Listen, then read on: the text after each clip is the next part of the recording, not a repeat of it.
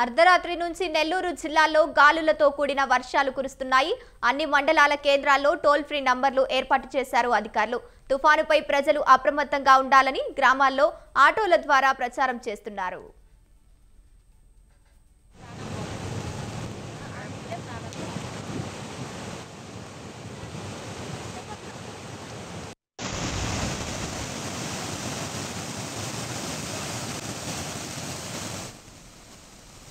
కృష్ణపట్నం పోర్టులో 5వ నంబర్ ప్రమాద హెచ్చరిక జారీ చేశారు అధికారులు.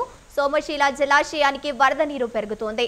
ఇక సోమశీల జలాశయం నుంచి సుమారు 40,000 క్యూసెక్కుల నీరు దిగువకు విడుదల చేస్తున్నారు. సముద్రంలోకి వేటకు వెళ్లరాదని అధికారులు హెచ్చరికలు జారీ చేశారు.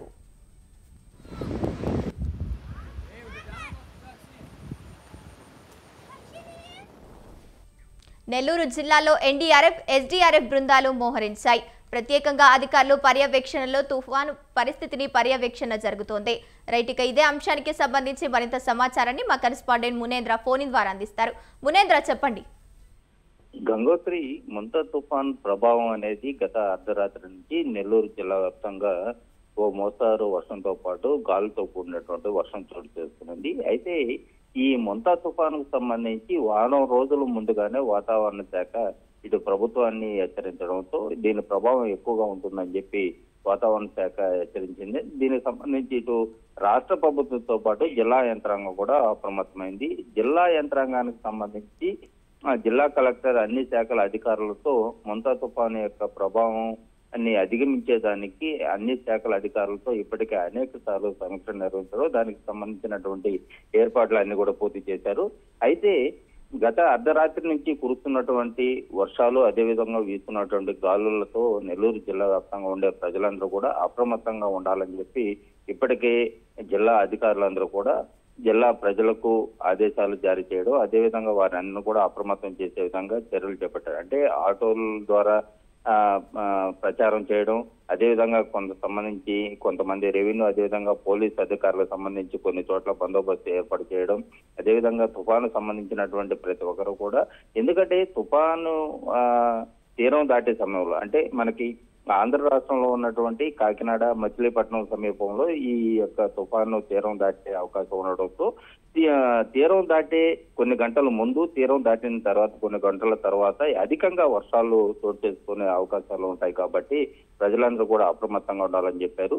అదేవిధంగా ప్రతి మండల కేంద్రంలో ఉన్నటువంటి అన్ని శాఖల అధికారులు అందుబాటులో ఉండాలి. ఎక్కడైనా కూడా అవసరం అయితే వెంటనే ఆదుకునే దానికి ఇటు విద్యుత్ శాఖకు సంబంధించినటువంటి సమస్యలు కానీ, త్రాగునీటికి సంబంధించినటువంటి సమస్యలు కానీ, లేదా ఆహార సంబంధించినటువంటి సమస్యలు ఏవి కూడా తలెత్తకుండా అన్ని ఏర్పాట్లు, అన్ని శాఖల సమన్వయంతో ఎక్కడ అవసరమైనటువంటి చర్యలకు సంబంధించినటువంటి ఏది అవసరం అవుతాయో వాటన్నింటిని కూడా ఎప్పటికప్పుడు సిద్ధం చేయాలని చెప్పి కూడా ఇప్పటికే జిల్లా అధికారులు ఆదేశించారు. అదేవిధంగా జిల్లాకు సంబంధించి ఒక ఐఏఎస్ ప్రత్యేక అధికారి కూడా, అంటే ముంతా తుఫాను సంబంధించినటువంటి పరిస్థితులను పర్యవేక్షించేందుకు యువరాజ్ అనే ఒక ఐఏఎస్ అధికారిని కూడా ప్రభుత్వం ఏర్పాటు చేసింది. ఆయన ఎప్పటికప్పుడు జిల్లా కలెక్టర్ హిమాంశు శుక్లాతో పాటు జిల్లాలో ఉన్నటువంటి అన్ని శాఖల అధికారులతో ఎప్పటికప్పుడు సమీక్షలు నిర్వహించడం, వాటి పరిస్థితిని అన్నింటి కూడా పర్యవేక్షిస్తున్నారు.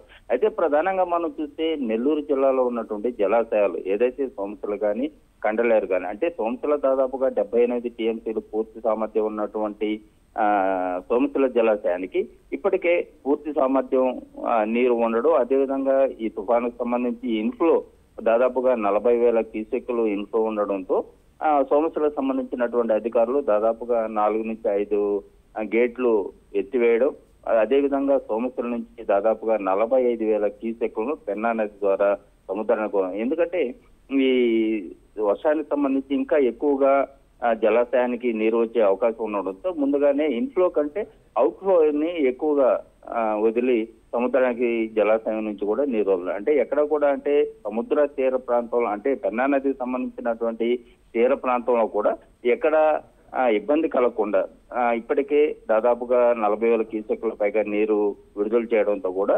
అధికారులందరూ కూడా తీర ప్రాంతంలో అంటే పెన్నా నదీ పరివాహక ప్రాంతాల్లో ఉన్న ప్రజలందరూ కూడా అప్రమత్తంగా ఉండాలి. ఎక్కడ కూడా అంటే వర్షాలు అధికంగా ఉండడంతో ఇంకొంచెం అవుట్ లో పెరిగే అవకాశం ఉండడంతో ఈ పెన్నా నదీ పరివాహక తీర ప్రాంతాల్లో ఉన్నటువంటి వాసులందరూ కూడా అప్రమత్తంగా ఉండాలని చెప్పి అధికారులు ఇప్పటికే ఆదేశాలు జారీ చేశారు. అదేవిధంగా ఇటు నాయుడుపేట ప్రాంతంలో ఉన్నటువంటి స్వర్ణముఖి నదికి కూడా నిన్నటి నుంచి ఈ యొక్క ఉధృతి అనేది పెరుగుతా ఉంది. దాదాపుగా అంటే గత వారంలో కురిసినటువంటి వర్షాలతో పాటు ఇప్పుడు చూసుకున్నటువంటి ఈ తుఫాన్ కారణంగా రాత్రి నుంచి కూడా స్వర్ణముఖి నది, అదేవిధంగా సూలూరుపేట ప్రాంతంలో ఉన్నటువంటి కాళంగి నదులకు కూడా ఈ నీటి ప్రవాహం అనేది పెరుగుతుందని మనం చెప్పాలి. అంటే మొత్తం మీద ఇప్పుడు ఈ మొంతా తుఫానుకు సంబంధించి ఎక్కడ కూడా అంటే ప్రభుత్వం సంబంధించినటువంటి శాఖల అధికారులు అన్ని చర్యలు చేపట్టినప్పటికీ ఎక్కడ కూడా అంటే ఇప్పటి వరకు ఎలాంటి ఇబ్బందులు తలెత్తలేదు. అయితే ఒకవేళ ఎలాంటి ఇబ్బందులు తలెత్తినా కూడా వాటిని అధిగమించేదానికి, వాటిని పరిష్కరించేందుకు అధికారులందరూ కూడా సిద్ధంగా ఉన్నారు. మొత్తం మీద ఇటు ప్రత్యేక అధికారులతో పాటు జిల్లా కలెక్టర్, అదేవిధంగా కొంతమంది ఉన్నతాధికారుల పర్యవేక్షణలో కూడా ఈ తుఫానుకు సంబంధించినటువంటి అన్ని సహాయ చర్యలు చేపట్టారు. ఇప్పటికీ దాదాపుగా ఎన్డీఆర్ఎఫ్, ఎస్డీఆర్ఎఫ్ బృందాలు కూడా నెల్లూరు జిల్లాలో అందుబాటులో ఉన్నాయి. అదేవిధంగా మనం కృష్ణపట్నం పోర్టుకు సంబంధించినటువంటి దాంట్లో 5వ నంబర్ ప్రమాద హెచ్చరిక జారీ చేశారు. అదేవిధంగా సముద్ర తీర ప్రాంతంలో ఉన్నటువంటి మత్స్యకారులు ఎవరు కూడా అంటే దాదాపుగా 26వ తేదీ నుంచి 29వ తేదీ వరకు ఎవరు కూడా సముద్రంలో వేటకు వెళ్ళకూడదు. ఒకవేళ అంటే ముందుగా వేటకు వెళ్ళేటువంటి వారిని అందరూ కూడా తిరిగి రప్పించారు. వారికి అంటే సముద్ర తీర ప్రాంతంలో కూడా ఇటు పోలీసు, అదేవిధంగా రెవెన్యూ శాఖకు సంబంధించినటువంటి అధికారులతో బందోబస్తు కూడా ఏర్పాటు చేశారు. మొత్తం మీద అంటే ఎక్కడ కూడా దీని ప్రభావం ఎక్కువగా లేకపోయినప్పటికీ కూడా సముద్ర తీర ప్రాంతంలో ఉన్నటువంటి మత్స్యకారులకు మాత్రం ఇది ఒక జీవనోపాధికి ఈ తుఫాన్ అనేది ఒక ఇబ్బందికరంగా మారిందని కూడా మనం చెప్పుకోవచ్చు. Gangotri. Right, thank you Munendra.